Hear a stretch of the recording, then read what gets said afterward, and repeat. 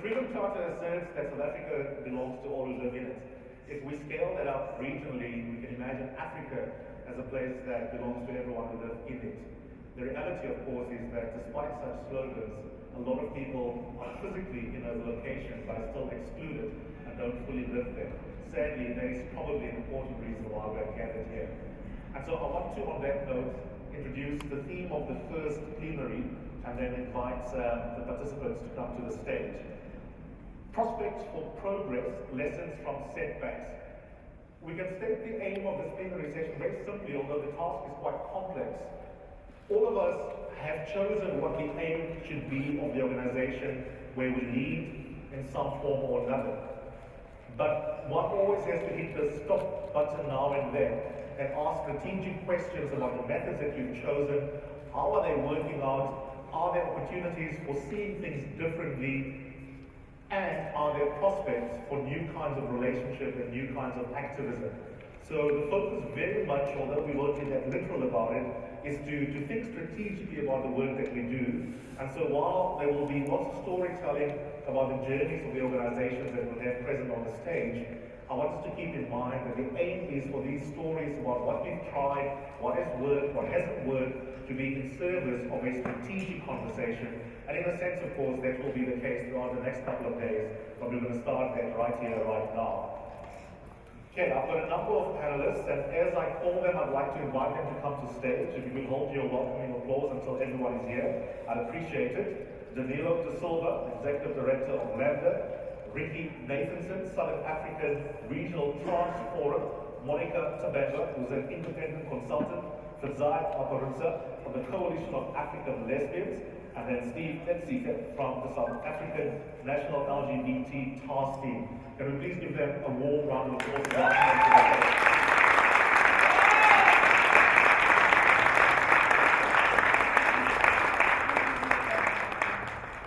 Okay, so I'm hoping this is the point at which I can shut up, become wallflower, and just bask in the glory of the great panelists that we have chosen for you today.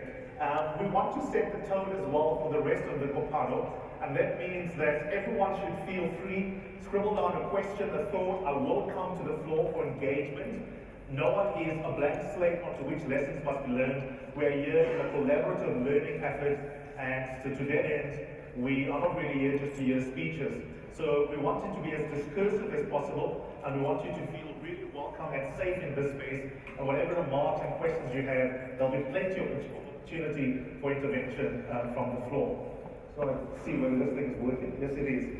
Okay. I'm just going to kickstart things. I'm going to start with Danilo because it's very hard not to look at him. I'm sure you will agree. A lot of the coverage, Danilo, about your organization in the press, a couple of months ago in The Guardian from David Smith, focuses on the fact that you really want your organization to be registered in Mozambique.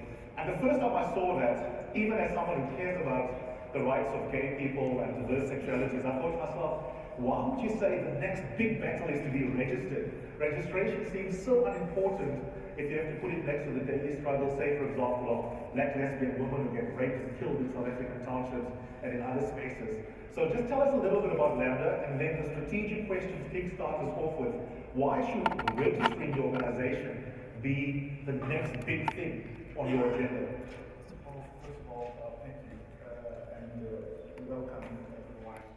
People, strong activists I see around, my fellow panelists, and thank you for the invitation.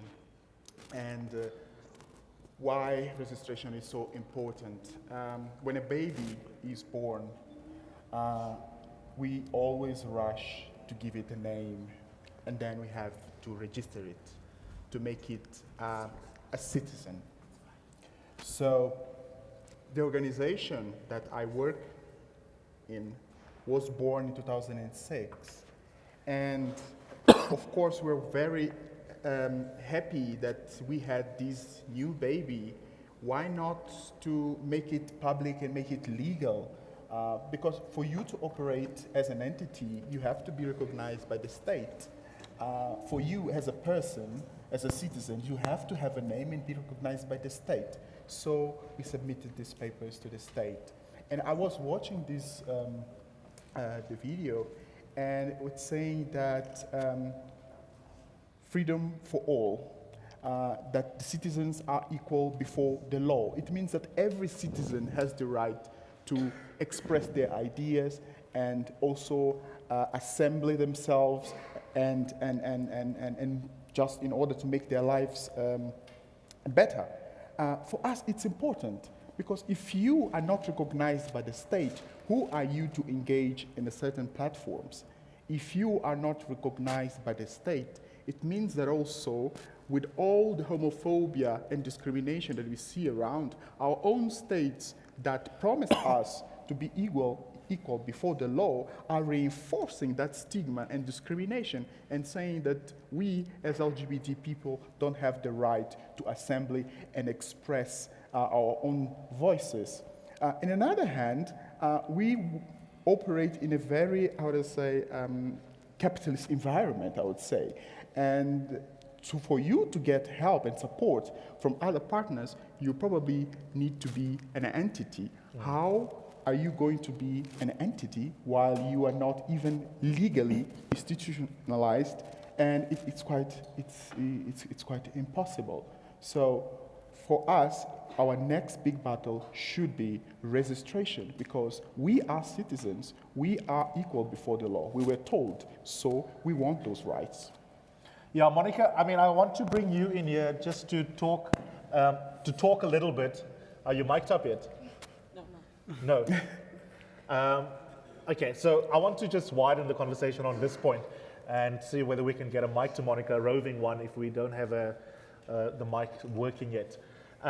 This raises an interesting question about public interest litigation and the strategy around it. So here we have a colleague from Mozambique fighting a battle that you have actually won. So talk us through what happened in your case and how it is that you managed to get this battle to be won legally, and what kinds of strategic arguments you used in a country where it's still very difficult to say we assert our right to be registered on the grounds of non-discrimination, that's very important. You've had to play fancy footwork in choosing very carefully the legal strategy. Thank you. I think it's on. Thank you. It's okay? All right.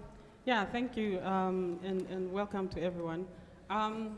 Yeah, I mean, registration is really important if you want to be part of the national programming, the country human rights framework, or just participating in any of the national development strategies.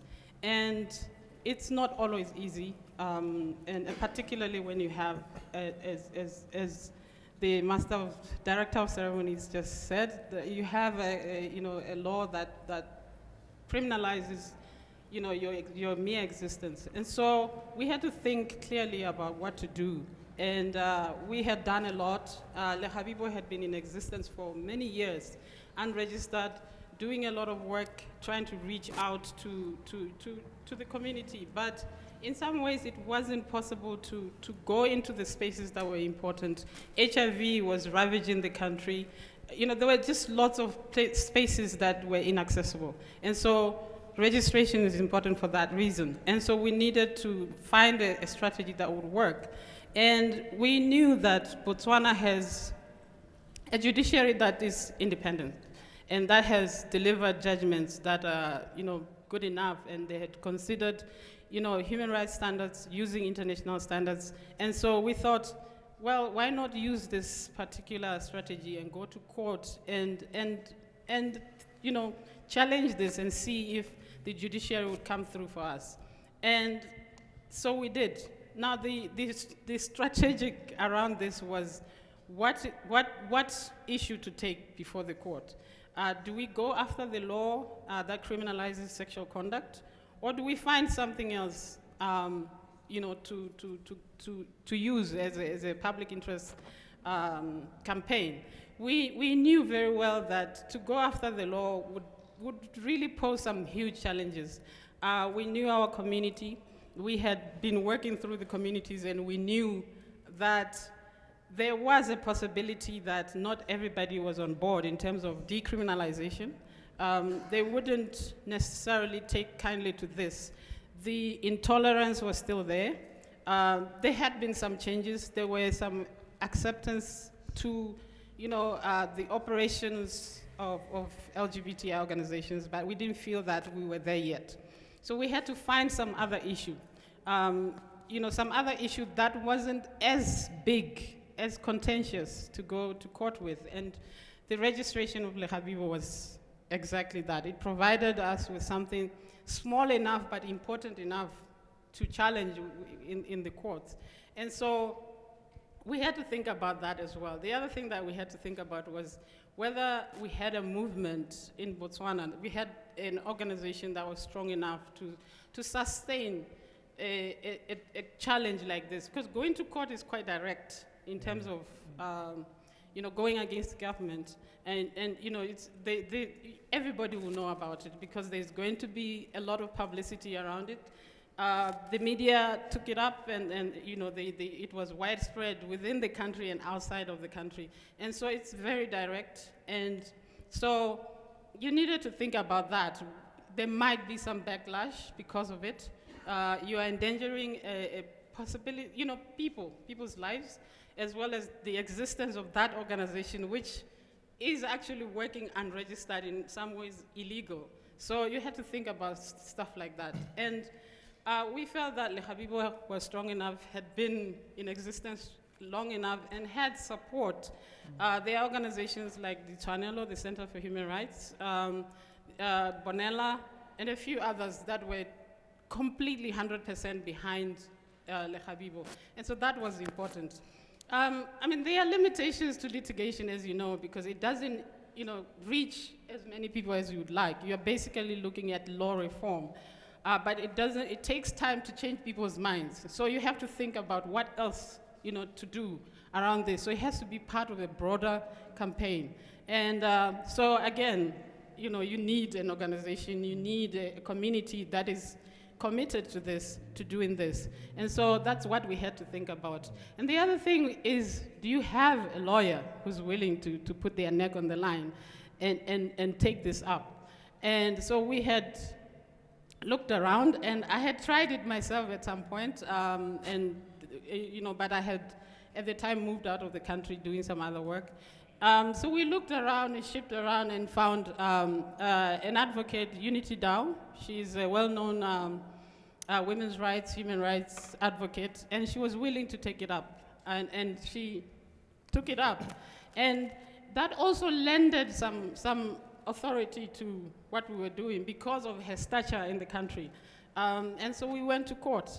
And the challenge, the government reacted as we expected.